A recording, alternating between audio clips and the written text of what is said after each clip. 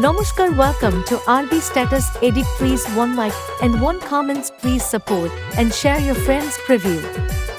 करना सीखना है तो वीडियो को लास्ट तक देखना होगा। हाँ तो इस वीडियो को थोड़ा भी स्किप मत करना क्योंकि स्किप कर दोगे तो मिस कर दोगे और मिस कर दोगे तो घंटा समझ में आएगा यार। अब तेरे बिना किसी बकचोदी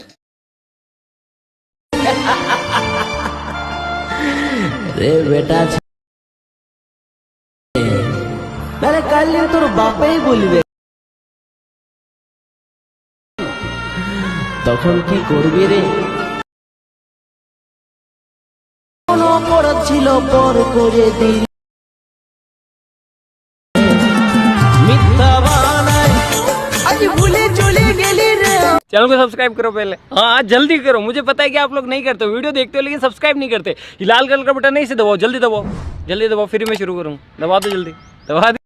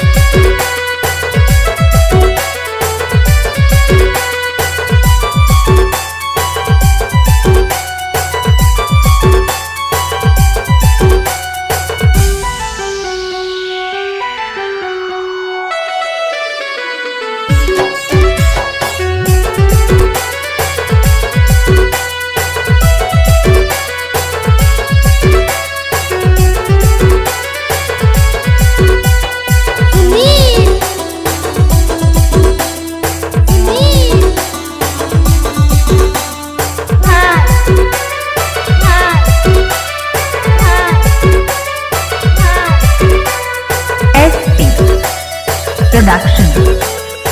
SP Production.